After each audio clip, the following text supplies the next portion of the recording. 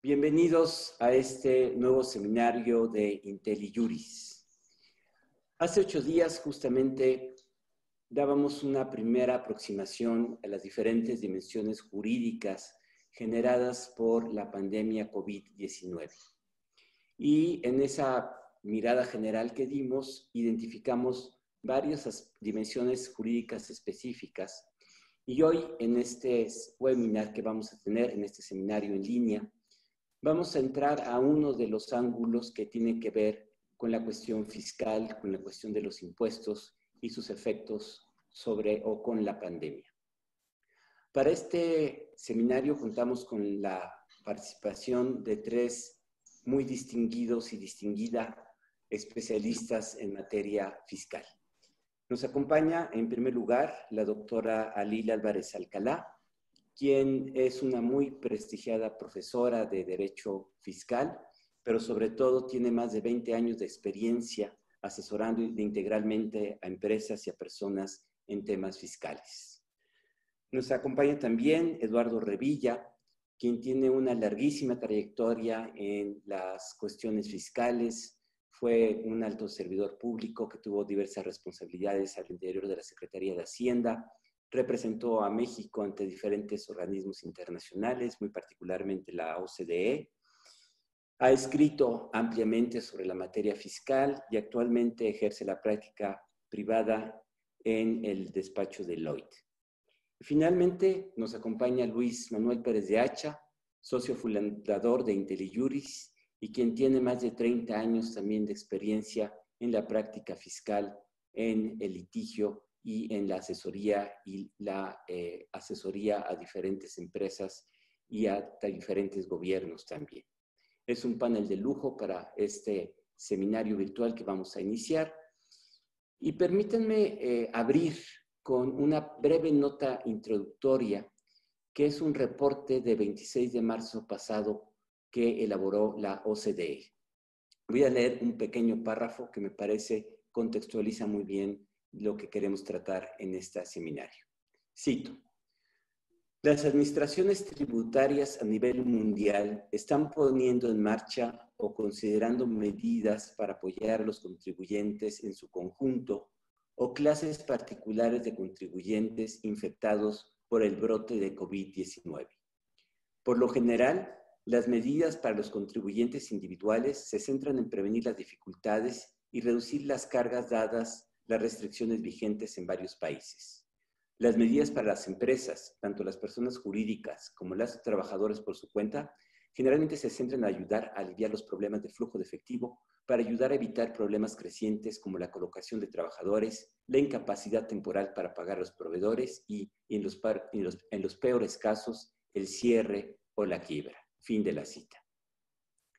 En México, diversos grupos de empresarios, los colegios de abogados, los colegios de contadores, han solicitado al presidente López Obrador, al secretario de Hacienda y a la jefa del SAT se concedan ayudas específicas a los contribuyentes para facilitar el cumplimiento de obligaciones fiscales en los siguientes temas: prorrogar la presentación de la declaración anual del ISR, que las personas morales debieron efectuar el 31 de marzo y las personas físicas el 30 de abril, permitir el pago de impuestos en parcialidades, permitir la reducción automática de los pagos del ISR correspondientes al ejercicio fiscal de 2020, agilizar la devolución del IVA durante 2020 o permitir de manera temporal la compensación universal de contribuyentes.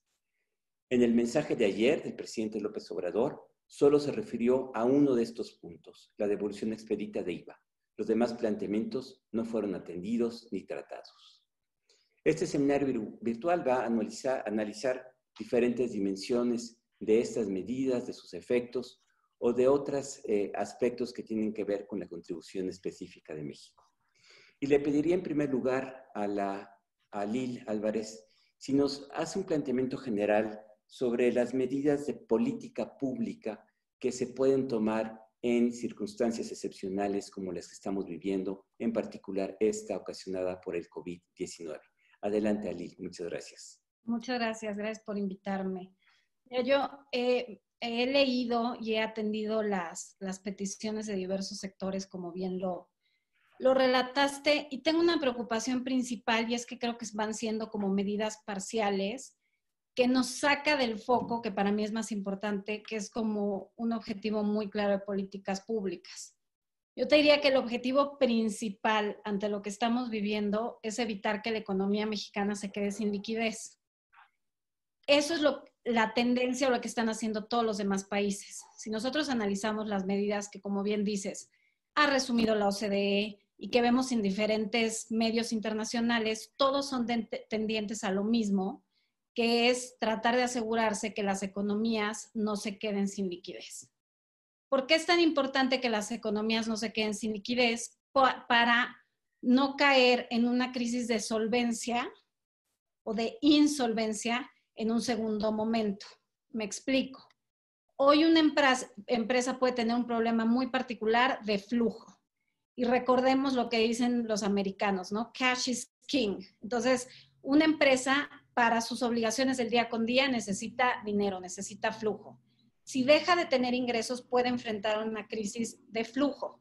Ahora, esa crisis, si se prolonga y si no la remedia, se puede convertir en una crisis de solvencia. Las crisis de solvencia se vuelven muy graves para la economía en un mediano y largo plazo. ¿Por qué? Porque pueden resultar en que las empresas empiecen a quebrar y entonces se cierran oportunidades y puestos de trabajo de forma definitiva. Entonces, si ustedes analizan o si analizamos lo que está pasando en todo el mundo, es que se está procurando inyectar o no quitarle liquidez a las economías. Hay muchas formas de dar liquidez a las economías y hay muchas combinaciones. Lo que hemos visto en el mundo son todas estas combinaciones, ¿no? Por un lado es, pues, dar acceso a préstamos, por ejemplo. Eso es una forma de otorgar liquidez.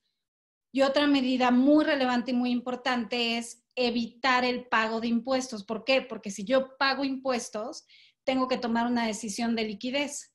Si ese dinero se lo hago llegar al gobierno, deja de estar disponible para mi gasto corriente.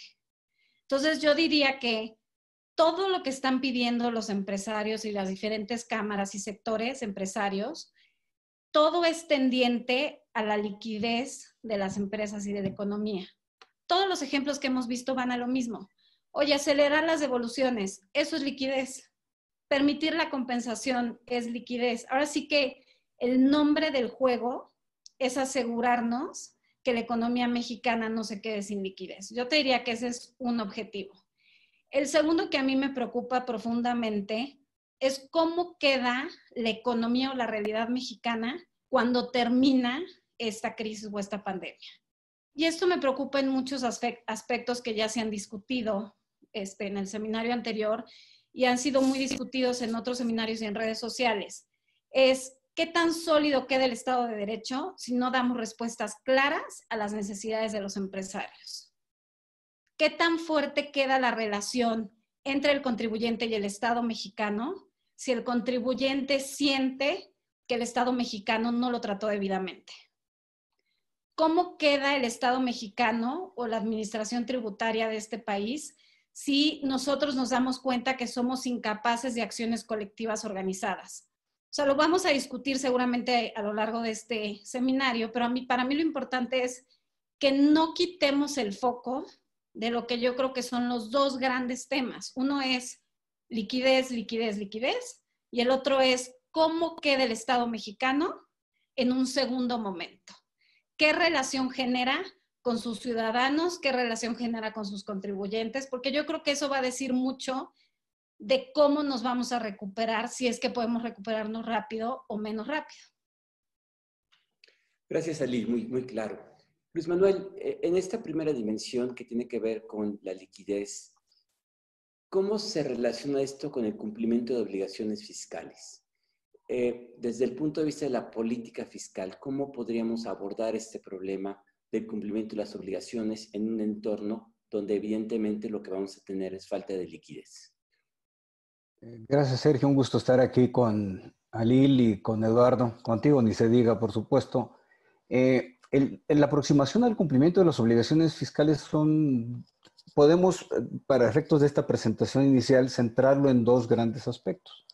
El tema formal, que es la mera presentación de las declaraciones, y la otra es el tema sustantivo, que corresponde al pago de las obligaciones fiscales. En la discusión que se ha presentado a nivel mundial, que la OCDE no se pronuncia en el documento que mencionaste, sino únicamente hace un recuento de lo que han realizado 20, 22 países, si mal no recuerdo, es que precisamente se vea el tema de las obligaciones formales, la presentación de la declaración, considerando que si por medidas de distanciamiento social los contribuyentes están en una posibilidad real de cumplir con esa obligación de presentar las declaraciones. Incluso se hace el señalamiento en las distintas jurisdicciones del mundo, Estados Unidos, Inglaterra, Francia, España, Alemania, Corea del Sur, es si los contribuyentes no tienen acceso a sus oficinas, su personal profesional responsable de llenar y presentar las declaraciones no puede acceder a los expedientes, no tiene información completa, no tiene información satisfactoria, eso llevó a esas autoridades a decir, oigan, vamos a poner en pausa la presentación de las declaraciones. No todos los países lo hicieron, hasta que estemos en una situación regular y ustedes vienen y presentan la declaración. Eso, como Ali lo apuntó clarísimo, no es una práctica generalizada, pero algunos países lo han hecho. Era uno de los temas que se apuntaba aquí en México antes de que venciera el plazo para personas morales el pasado 30 de marzo. Y luego está el tema sustantivo, el de pago, que Ali lo sintetizó de manera magistral. No alcanza una cobija tan chiquita para cumplir todas las obligaciones, no las fiscales meramente, todas las obligaciones. Pago de renta, pago de luz, pago de agua, pago de la nómina, pago de otras contribuciones locales. Es decir, en toda esa crisis de liquidez que se tiene, como esa cobija tan pequeña, ¿por qué el fisco no nos ayuda? La explicación en términos financieros se dio de manera muy simple, pero a la vez muy gráfica.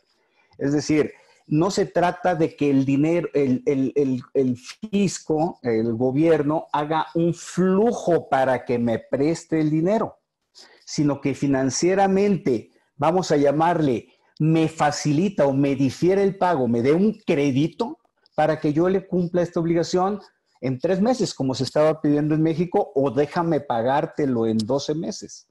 Yo creo que esa fue la doble aproximación. Luego vienen otros temas que abundaremos más, como es el tema de las multas, el tema de la actualización y recargos, no cancelación de sellos fiscales, sellos digitales, perdón, que ese es otro de los temas, pero los mencionamos en unos momentos más. Bien, gracias, Luis Manuel. Ahora bien, hay una dimensión muy interesante, y es que hace algunos días se publicó ya la reforma constitucional en materia de condonación de impuestos. ¿Qué implica esta reforma constitucional en términos prácticos en este momento? Yo le pediría a Eduardo que nos aproxime a esta dimensión. Con todo gusto. Bueno, lo mencionas correctamente.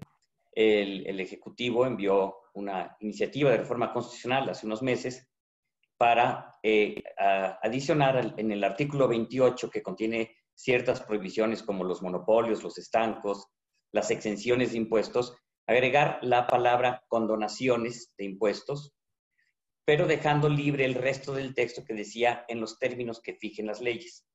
Si vamos a qué dicen las leyes sobre condonación de impuestos, tenemos que referirnos al Código Fiscal Federal, cuyo artículo 39, que está intocado desde hace muchos años, el artículo 39 en su fracción primera faculta discrecionalmente al Ejecutivo a condonar o eximir el pago parcial o total de contribuciones cuando se den, entre otras situaciones, una epidemia, como es el caso que tenemos ahorita. Entonces, la reforma constitucional no hace sino reposicionar desde un punto de vista político el deseo del Ejecutivo de no otorgar este tipo de condonaciones o de exenciones o de estímulos fiscales. Sin embargo, legalmente está perfectamente facultado para ello.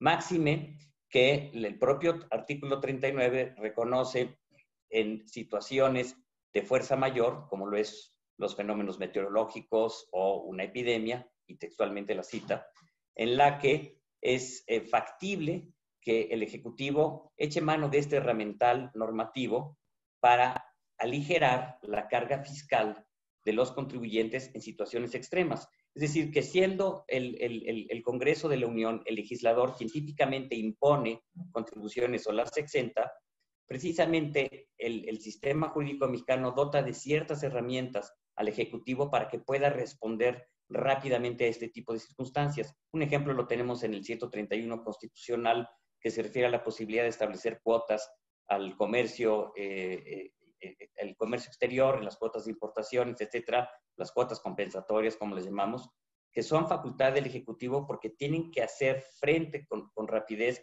y no tardar en convocar al Congreso. Entonces, las peticiones que han señalado Luis Manuel y Alil con anterioridad del sector público de echar mano de esta herramienta, ahí está, y la reforma constitucional no lo impide.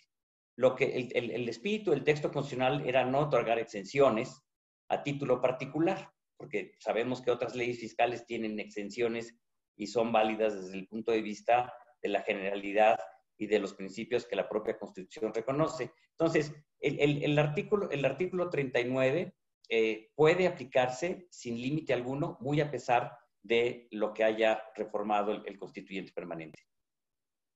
Gracias, Eduardo. Profundizando un poco, hay algunas personas que nos acompañan, que nos están enviando preguntas respecto de la posibilidad de interponer amparo por el no ejercicio de las facultades del artículo 39, y nos mencionan en concreto el caso de un juez en San Luis Potosí que concedió la suspensión en un amparo indirecto porque el Ejecutivo y otras autoridades fueron omisos en respetar y acatar el contenido del artículo 39. ¿Qué opinión te merece? Mira, esta resolución que emitió el juez de distrito de San Luis Potosí que mencionas ha dado para mucho comentario. Finalmente, hay que dividir, yo creo que el tema, y lo voy a tratar de hacer muy rápido, el tema en dos. Uno, si es posible el amparo por un acto, por una omisión en la realización de un acto, que es el no emitir un decreto en estas circunstancias. Y creo que existe suficiente espacio para la discusión en cuanto a que si el Ejecutivo está dotado de una herramienta para hacer precisamente uso de ella en un caso de epidemia y tomando en cuenta la situación económica del país y de los contribuyentes en particular, me parece que sí puede cuestionarse el no ejercicio o la omisión en el ejercicio de esta facultad. Lo que me parece muy aventurado de la resolución que leímos del juez de San Luis Potosí es que concedió la suspensión para el efecto de ordenar al presidente de la República que emita el decreto, lo cual, en mi opinión, no debe ser, no es correcto, porque de emitirse el decreto que el juez ordena en relación al amparo de este quejoso, de emitirse el decreto, pues entonces ya tuvo el efecto que se hubiera deseado en el amparo. Como sabemos, la suspensión es para típicamente dejar las cosas en el estado que guardan para no afectar los derechos humanos o las garantías de los quejosos. Entonces, me parece muy interesante porque abrió toda una discusión en el foro jurídico hoy esa resolución. En mi opinión, me parece que para la audiencia constitucional, pues no subsistirá esa suspensión, pero hay que ver, porque pues ese es el criterio de un juez de distrito, y en una instancia como esta pueden resolver decenas de jueces de distrito situaciones distintas, ¿no? Gracias, Eduardo. Bien, vamos a empezar a adentrarnos un poco ya en cuestiones un poco más específicas. Y hay la primera que tiene que ver el primer momento, que es la presentación de las declaraciones, y un momento subsecuente que sería la prórroga o el aplazamiento. Me refiero primero a la presentación. ¿Qué ventajas tendría en este momento poder diferir la presentación de las declaraciones de impuestos contra la posición que hasta ahora se ha mantenido, que hay que presentarlas en los tiempos establecidos. Y una segunda parte que tiene que ver con qué ventajas y desventajas traería el diferimiento en el pago de los impuestos. Le pediría a Lil si aborda esta dimensión. Sí, yo creo que lo tenemos que ver en dos momentos, como bien lo señalaba Luis Manuel, ¿no? O sea, hay una cuestión práctica que es en la medida que se mantuvo la obligación de personas morales de presentar declaraciones, la instrucción o la recomendación de quedarse en casa se pudo cumplir menos, porque es un hecho que si las empresas están preparando sus declaraciones, tienes a los contadores, a los abogados fiscalistas, a los funcionarios de las empresas en un momento muy relevante para esa empresa, que es preparar su declaración anual. Entonces, yo te diría que hay una situación, de hecho, de corto plazo, de que tener esa obligación te genera no cumplimiento a la recomendación de quedarte en casa, ¿no? Yo lo vería eso por un lado. Por otro lado, creo que es bien relevante que analicemos ¿a qué nos referimos con condonación o qué se condonaría? Porque al final del día, más allá de los impuestos que tengan que ver con el capital, con la tenencia de algún tipo de bien o de capital, la realidad es que todos los impuestos que tengan que ver con consumo y con ingresos, no necesitamos condonación. Esos impuestos no se van a generar porque la actividad económica de este país se está deteniendo en una forma muy importante y esa es precisamente la razón por la que se requiere una inyección de liquidez a la economía. Entonces, a mí un poco lo que me preocupa de esta discusión de la condonación es que siento que estamos perdiendo otra vez el foco de esta idea más general económica y de política pública de decir, a ver, ¿qué impuestos vas a condonar? Si se trata de los impuestos del empleo, yo creo que vamos a una situación mucho más compleja y mucho más de fondo, porque la realidad es que esta petición del Estado mexicano de que se mantengan los mismos empleos al mismo costo o al mismo precio, al final del día se vuelve un control de precios. Al final del día es el Estado diciéndote tienes que mantener empleo y pagar tanto por ellos. Me parece que es una discusión muy distinta, porque nos estamos alejando de una cuestión meramente tributaria y estamos entrando en un ámbito más de política económica que evidentemente toca lo tributario y lo fiscal, pero me parece que se vuelve un tema mucho más complejo de si hay una condonación o no de los impuestos o la seguridad social relativa al empleo. Gracias, Ali. ¿Y qué hay respecto del diferimiento, Luis Manuel? ¿Cómo impactaría las finanzas públicas el diferimiento de impuestos? ¿Qué ventajas tendría o qué desventajas tendría? Es un tema complejo, porque el diferimiento de impuestos implica también privar de liquidez al gobierno federal. Sin embargo, en la ecuación contribuyentes, gobierno federal, gobiernos estatales, se asume, y con bastante fundamento, que quien trae la potencia de salir adelante y por lo tanto sacar a la economía adelante o hacer un esfuerzo por sacarla adelante y de esa manera mantener las cadenas productivas, cadenas de suministro, mantener el empleo, es el Estado. Es decir, quien tiene que financiar este proyecto es el Estado como tal, asumiendo una responsabilidad que en México incluso es de tipo constitucional. El artículo 25 así lo marca. De ahí que el diferimiento del que se está hablando es la posición de los contribuyentes, de las empresas en particular, diciendo, dame margen, dame aire de pago para que yo pueda afrontar este escollo. Que incluso cuando se entabló la discusión, grupos de contribuyentes fueron muy específicos en decir, oye, nosotros no estamos pidiendo condonación, estamos pidiendo aire. Y en ese aire también va implicado, danos 12 meses, ayúdanos con esta carga financiera que puede representar el pago de impuestos. Luego venía también aparejado el que solo cóbrame la actualización, es decir, el equivalente a la inflación, y no me castigues como recargo. Si me estás dando plazo, pues entonces que no haya un cargo. Todo eso estaba implicado, pero en síntesis, asumiendo que es el Estado quien puede dar ese financiamiento y las empresas en lo individual, los contribuyentes en lo individual, no podemos, no hay manera de asumir un costo financiero de ese tipo. Bien, ahora, déjenme suponer que el estatus se mantiene, que no hay diferimiento, que las obligaciones se tienen que cumplir, presentar las declaraciones en tiempo.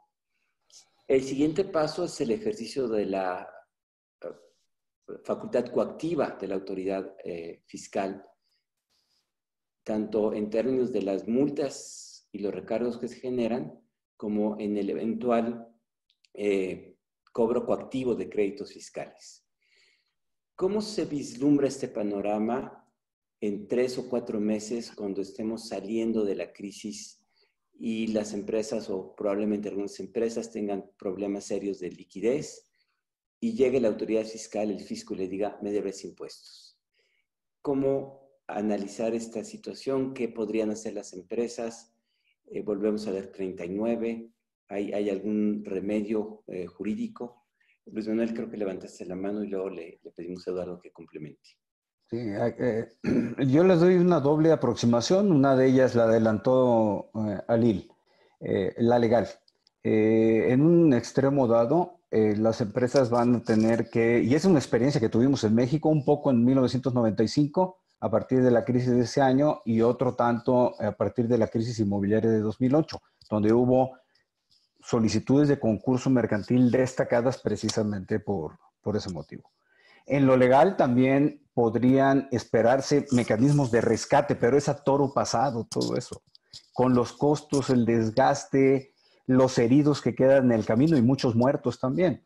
No sé, a Eduardo le tocó en aquellos años trabajar fuerte lo que fueron el PROAFI 1 y PROAFI 2, que no, ni me acuerdo en qué significa el acrónimo, PROAFI de apoyo financiero, una cosa así a los contribuyentes. Un primer programa funcionó, un segundo programa fue muy cuestionado, pero hay herramientas desde el punto de vista legal. Lo malo es cuando en una situación extrema los contribuyentes optamos por caminos rudos. En unos casos, que no es extraño verlo, pues inventar simplemente deducciones de impuestos para reducir la carga fiscal y a ver si un día me cae el SAT. Otro yo que veo, y si las autoridades fiscales siguen ausentes, yo creo que puede haber un resurgimiento importante de empresas fantasma para fabricar deducciones.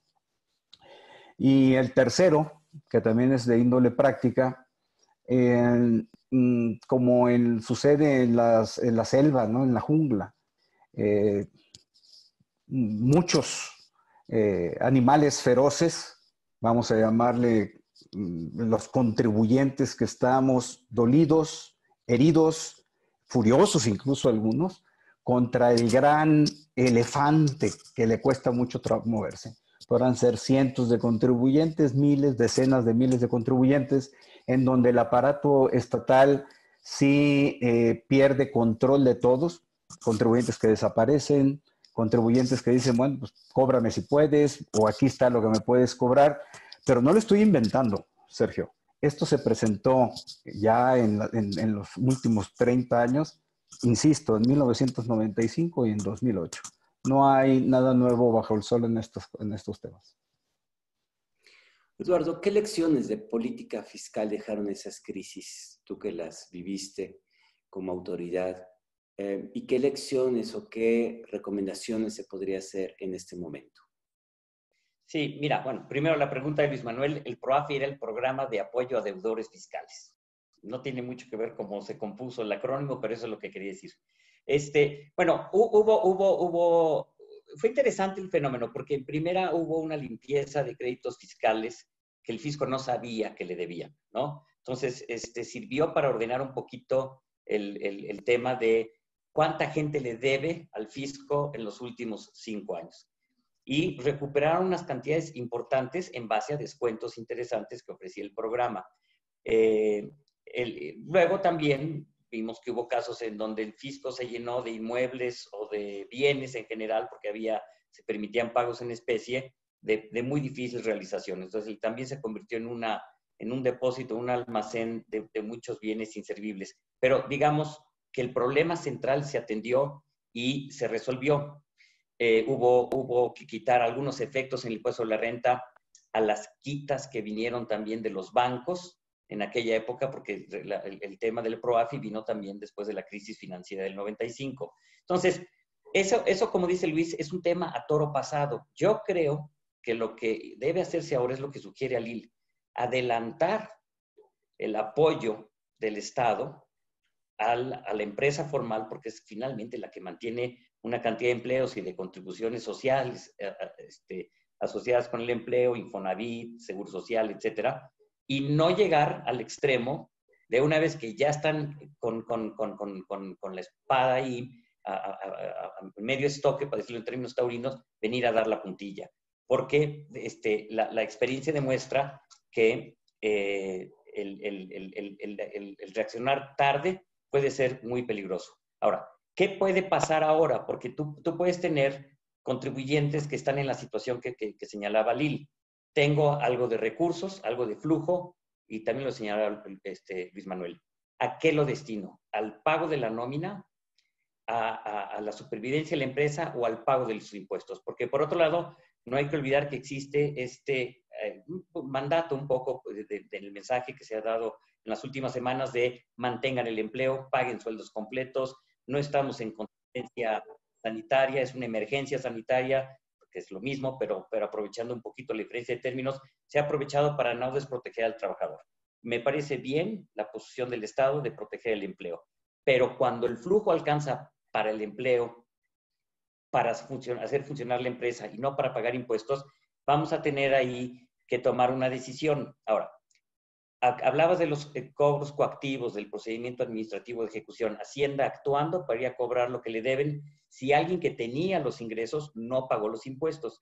Aquí creo que Luis Manuel tendrá también algo que decir y Alil, por supuesto, pero mi visión también del propio Código Fiscal da preferencia a otros pagos, o otros pagos tienen preferencia al del fisco.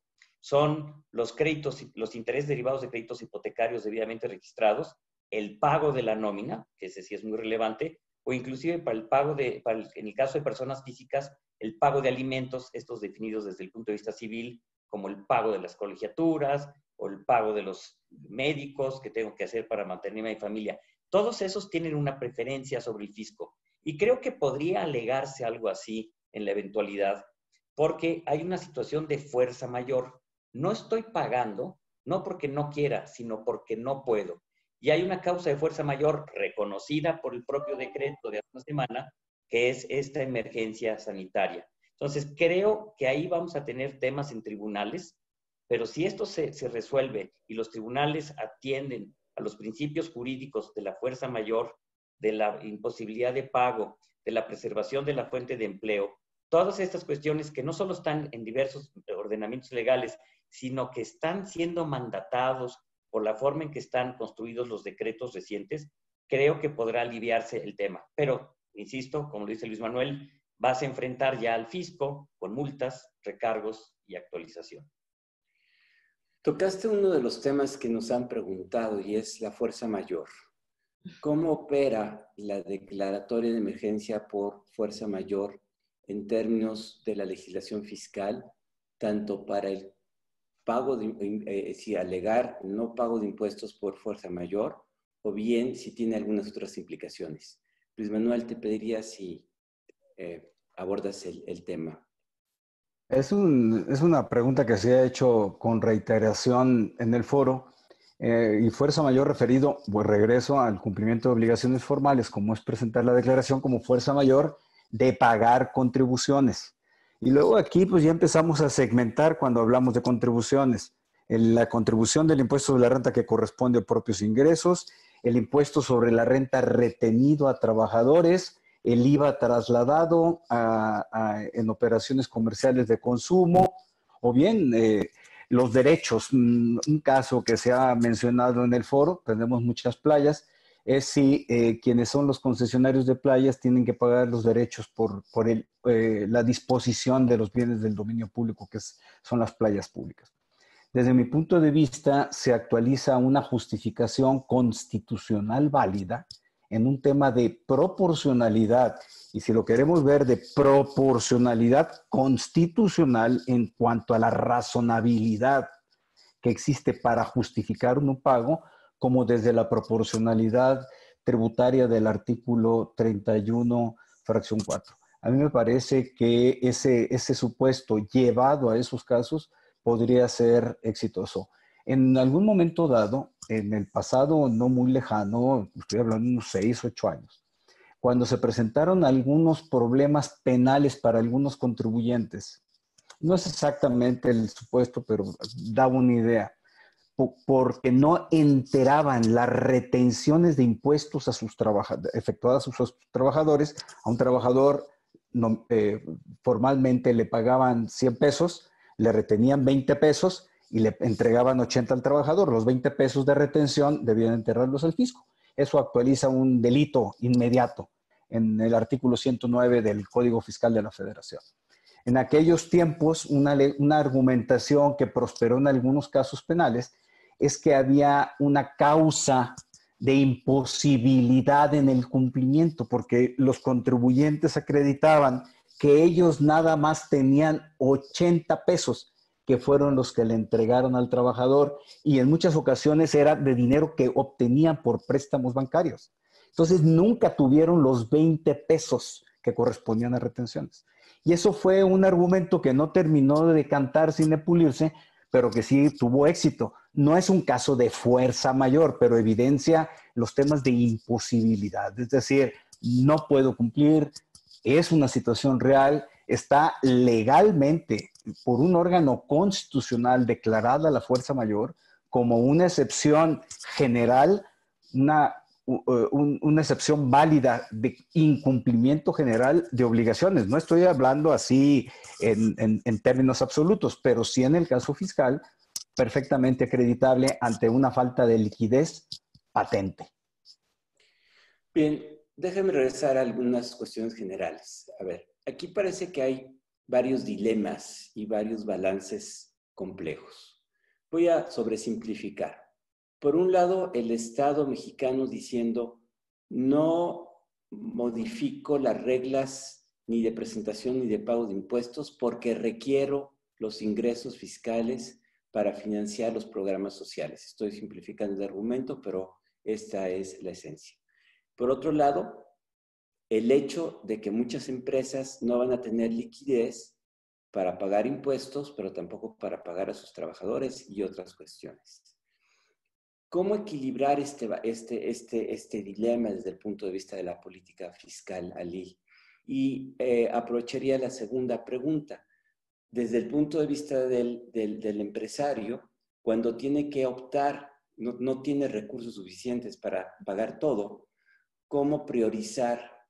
¿Qué consejo le darías tú si fueras la secretaria de Hacienda y dos, si fueras la dueña de una pequeña empresa que se enfrenta a estos dilemas? De acuerdo. Pues mira, a mí me parece muy preocupante que continuamos viendo que el Estado mexicano no concibe una disminución en sus ingresos tributarios. Me parece realmente preocupante porque es una situación que no va a pasar. Evidentemente van a bajar los ingresos tributarios. Lo decía muy bien Luis Manuel. Para pagar impuestos se requiere capacidad contributiva. Si no están operando las empresas, no hay capacidad contributiva. El impuesto que corresponde a los empleados solamente se pagan mientras sean tus empleados. Aunque el gobierno mexicano insista que se tienen que mantener con el mismo sueldo los empleos, no es correcto señalar que necesariamente todas las empresas van a obedecer lo que dice el Estado mexicano sin ningún fundamento legal además, porque tú tienes la posibilidad legal de despedir a un trabajador cuando así te convenga, ¿no? Entonces, a mí lo que me preocupa es seguir en esta idea de que el Estado mexicano va a seguir teniendo ingresos tributarios y que no se va a mover. A mí me parece que es un excelente momento para que el Estado mexicano se endeude y me parece que es seguir lo que están haciendo otros países, ¿no? Eso es por un lado. Si yo fuera asesora de una empresa, me parece que lo primero que le tengo que decir es que tiene que asegurarse de su supervivencia. Y para su supervivencia probablemente tenga que empezar a tomar decisiones de flujo y de liquidez. Entonces, ahí tienes que empezar a entrar un análisis de costos-beneficios. Creo que eso es gravísimo para el Estado, porque vas a tener a las personas tomando decisiones económicas al margen o de plano totalmente en forma opuesta a lo que quiere el Estado mexicano, y eso me parece muy grave en un segundo momento. Pero si yo fuera empresaria, lo primero que le diría es, me parece que con el 73 del Código Fiscal, que hace poco platicábamos o lo comentábamos Eduardo y yo, sí te señala que no hay multas en casos de fuerza mayor, caso fortuito. Entonces, eso te podría quitar las multas. Y aunque el Estado no te permitiera o no te autorizara pagos diferidos o no pago, puedes aplicar la tasa de recargos, aplicas la inflación y tienes un financiamiento que, aunque no es barato, sí te da cierto nivel de financiamiento en el tiempo. Repito, es poco deseable porque ya le estamos pegando a la aplicación de ley y al Estado de Derecho, porque estamos abiertamente yendo en contra de nuestras obligaciones. Por eso sería mucho mejor tener una posición más activa o proactiva del Estado mexicano. Pero claramente se presentan muchas opciones para las empresas de financiarse, aunque no sea exactamente aplicando el marco legal. Estamos hablando que te daría una tasa como del 17,5% anual, si decidieras proceder abiertamente al no pago.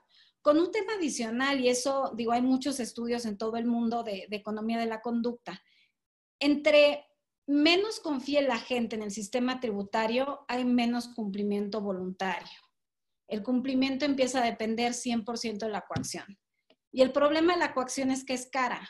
O sea, causar esta sensación de que te van a observar, supervisar, auditar y cobrar coactivamente, pues implica muchísimos recursos de parte del Estado.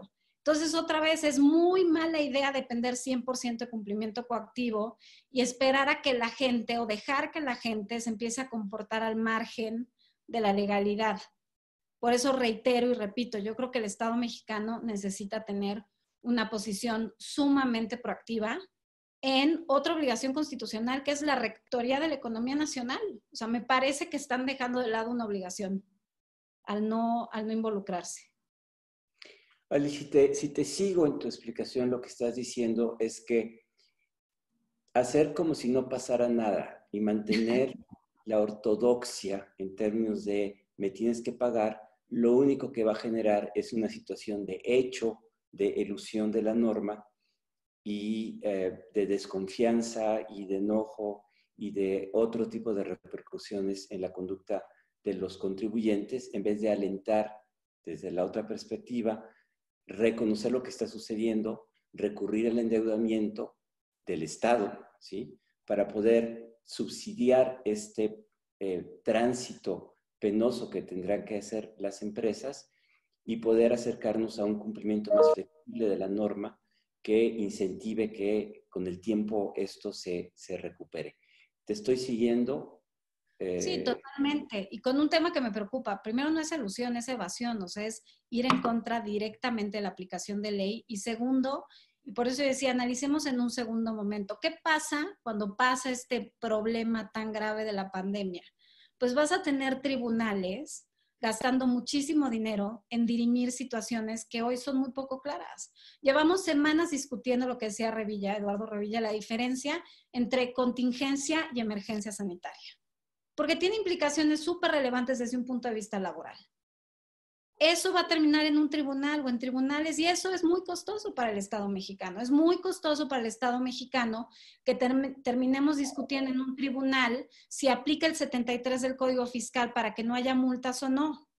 Mi punto es, si el Estado mexicano empieza a trabajar con los contribuyentes formales, se vuelve más proactivo, podemos generar criterios muy claros que ayuden con esta crisis de liquidez a las empresas mexicanas, porque a todos nos convienen, y en un segundo momento que nos liberen el gasto en sistema judicial y en litigios y en supervisión y en sanción, todo este proceso de aplicación de ley, de aplicación coactiva, que es sumamente costoso.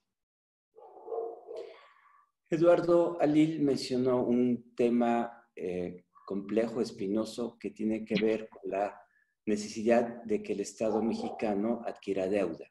Desde el punto de vista de las finanzas públicas, que tú conoces muy bien, ¿qué dirías de esta hipótesis de endeudamiento? ¿Puede, debe, en qué grado, con qué mecanismos y con qué objetivos eventuales? Bueno, yo creo que en la circunstancia actual es recomendable que solo sea un agente en todo el país, el Estado mexicano, quien adquiera esta deuda y no esperar que millones de agentes pequeños, empresas, pymes, personas físicas, busquen este crédito que, como señalaba Lil, es muy costoso. El Estado como tal tiene una capacidad de endeudamiento aprobada por las propias leyes de la materia, por la propia ley de ingresos, y tiene acceso a este crédito internacional mucho más rápido que el que puede obtener un pequeño comerciante o una gran empresa frente al sistema financiero, incluso sea la banca de desarrollo. Creo que debe hacerlo porque de esperar a que sea el contribuyente o las empresas quienes obtengan estos recursos para seguir operando, es decir, estar en el mecanismo cíclico, no contracíclico, cíclico de la economía, lo que va a pasar es que los recursos van a disminuir y por lo tanto la capacidad del Estado de generar ingreso tributario y en el mediano plazo la quiebra de muchos y de la hacienda pública. Entonces, la situación de no quererse endeudar me parece que no tiene ninguna razón de ser. Pero tampoco podemos pasar a endeudarnos 30 puntos del Producto Interno Bruto. No, nadie está diciendo eso, pero sí endeudarse lo suficiente y con esos recursos inyectar liquidez, ¿no? Por la vía de créditos, pero serios, o por la posibilidad de que puede el Estado perdonar, eximir, prorrogar el pago de contribuciones durante algún lapso y contar con los recursos suficientes para los programas que tiene asignados en el presupuesto de egresos. Reorientando también muchos de estos, que también ha sido tema de discusión, si tenemos que priorizar qué tipo de gasto tiene que hacer el Estado, porque el que se diseñó en el PEF, en el presupuesto de egresos del año pasado, ya no es la realidad económica que implica el gasto para este ejercicio 2020. Estaba fuera de toda previsión, hablando de fuerza mayor.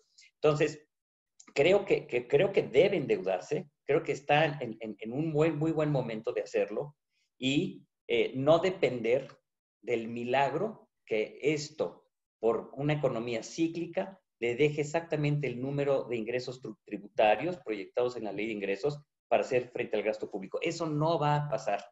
Y ese es precisamente un poquito el tono de desesperación del silencio que encontramos por parte de las autoridades frente a las peticiones del sector contribuyente, del sector formal, porque típicamente se ve al empresario como este agente poderoso. No, representan millones de empresas, desde una peluquería, una zapatería, en fin, de todo tipo de negocios, son empresas y producen empleos. Y tiene que, creo que es mucho más fácil, repito, que un solo agente se endeude para un solo propósito, a que esperar a que 10, 12 millones de personas físicas y otras tantas de pequeñas y medianas empresas lo hagan. No va a dar tiempo, puede ser muy tarde. Una pregunta complementaria muy rápida. Estás hablando del endeudamiento del gobierno federal. ¿Pueden las entidades federativas endeudarse? ¿Conviene que lo hagan? Bueno, ahí tendríamos que leer esta disposición constitucional de no poderse endeudar hacia el extranjero, sino con probablemente banca de desarrollo, banobras, etcétera, ¿no? Asumir un tipo de deuda que sí lo pueden hacer. Ahora, tocaste un buen punto. Los estados, algunos, yo he contado 12 o 13, han dado o han emitido este tipo de decretos con facilidades fiscales, dando prórrogas en el pago de impuestos locales, eximiendo parcial o totalmente en algunos de los casos. Ahora, sabemos que los impuestos locales son el impuesto a la nómina, el impuesto predial, el impuesto a los hoteles, etcétera, que no tienen la misma incidencia en las empresas en general en todo el país como lo es el ISR, el IVA. Pero creo que algunos estados han actuado correctamente y pueden, en su caso, pues solicitar estos mecanismos de apoyo a la banca de desarrollo. Yo creo que sería también deseable. O sea, es un buen momento para hacerlo sin disparar endeudamientos impagables, pero que de cualquier forma acabarían pagándose esos endeudamientos en una serie de años en los que ya no vamos a estar sufriendo este tema de crisis económica actual, ¿no? Gracias, Eduardo. Cambio un poquito la temática. El sistema fiscal enfrentaba el desafío de las empresas fantasmas, de las empresas de outsourcing, de elevación de impuestos en cantidades enormes. ¿Qué va a pasar con todo eso que se venía trabajando y que hoy parece que el fisco le preocupan más los causantes que sí cumplen y que como no cumplen los va a sancionar? Y parece, insisto, parece en el discurso público por lo menos, que todo este sector económico que sí efectivamente generó empresas fantasmas o incumplimiento en obligaciones fiscales, ¿qué va a pasar con esto, Luis Manuel? Es una gran pregunta, Sergio, porque en la dinámica previa al COVID-19 se había recibido ya la señal firme por parte del Procurador Fiscal de la Federación y de la jefa del SAT que en este mes de abril veríamos los resultados del combate a las empresas fantasma y a las empresas de outsourcing. No hay señales. Eso se tiene que leer de alguna manera.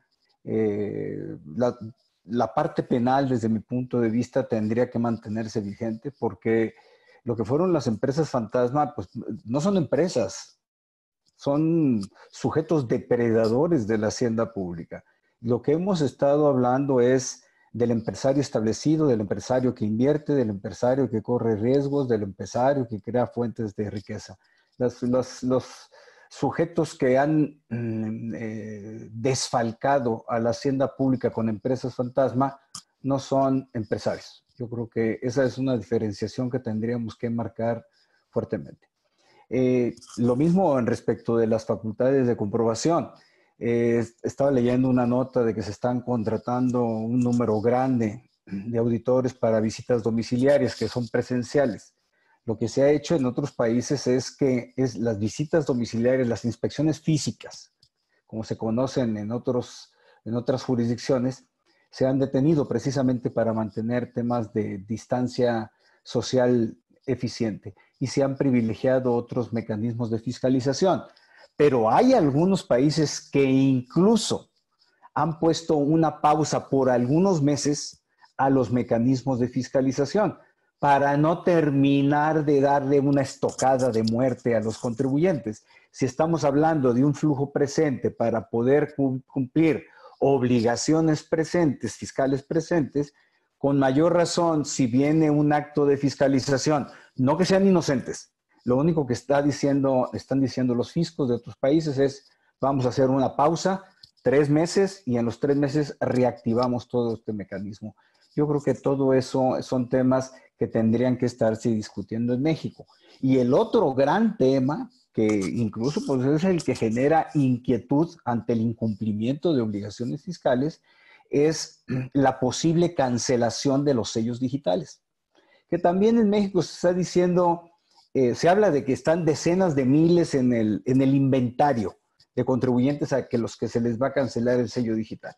Si estamos teniendo un problema de asfixia económica presente solo por las condiciones de negocios, por las condiciones sociales que estamos viviendo, venir a cancelar el sello digital implicaría ya cerrar en definitiva el tanque de oxígeno de los contribuyentes. Esa sería, en verdad, si estamos hablando en términos económicos o trasladando de términos económicos a la materia fiscal, sería una medida contracíclica, es decir, definitivamente aniquilaría a los contribuyentes. El SAT lo hizo con eficiencia y mucha arbitrariedad del año pasado. Hacerlo de este ejercicio este año con igual de eficiencia y con más rudeza, desde mi punto de vista, sería contraproducente. Bien, nos acercamos ya al final del seminario en línea y quisiera pedirles sus conclusiones, qué balance hacen de esta conversación y qué recomendaciones, a pesar de que sabemos que no siempre son bienvenidas, qué recomendaciones como expertos insistirían en materia de política fiscal para los meses que vienen. Empezaríamos por Alil, por favor. Quizás en 1 o 2 minutos que nos puedas sintetizar tu visión del asunto. Gracias, Sergio. Mira, yo creo que como toda crisis evidencia nuestras debilidades, ¿no? Y yo creo que lo que esta crisis está evidenciando primero es esta pésima relación que de años se ha dado entre el contribuyente y el Estado. He sido muy insistente, pero la verdad es que todos los estudios sobre cumplimiento de normas fiscales, sobre recaudación tributaria te llevan a lo mismo. Debe de haber un pacto, debe de haber un acuerdo de mutuo respeto y en la medida que no se dé, se vuelve muy caro recaudar. Entonces, primer punto, ¿cómo tratamos de reconstruir? Y yo creo que es un buen momento, de la mejor manera, este acuerdo entre ciudadanos y gobierno, desde cuando en lo que toca la materia fiscal. El segundo, que no lo tocamos, pero es súper importante, es la informalidad. Llevamos años hablando e insistiendo que requerimos un padrón único de programas sociales. Necesitamos, desde mi punto de vista, que el sistema fiscal no solamente sea un sistema de recaudar, de quitar recursos, sino también un sistema de otorgar. Algunos contribuyentes hay que cobrarles, otros contribuyentes hay que regresarles. Este sería un excelente momento para tener este tipo de padrones únicos en donde el Estado pueda un poco modular y redistribuir y ver a quién le tiene que entregar una ayuda directa. Hoy en día somos muy débiles en estos padrones de contribuyentes y entonces nos quedamos con pocas herramientas. Y el otro que es bien relevante, que señalaba Eduardo, es el federalismo fiscal. Fue evidente o está siendo evidente en esta crisis que las entidades federativas tienen bien pocas herramientas de política pública. Creo que es bien importante que empecemos a analizar nuevamente qué pasa con el federalismo fiscal y qué facultades se le pueden regresar a cada una de las entidades. Para mí, nuevamente, quiero pensar que estas situaciones de crisis pueden ser situaciones de oportunidad y la oportunidad para mí sería revisitar todos estos puntos débiles del sistema tributario.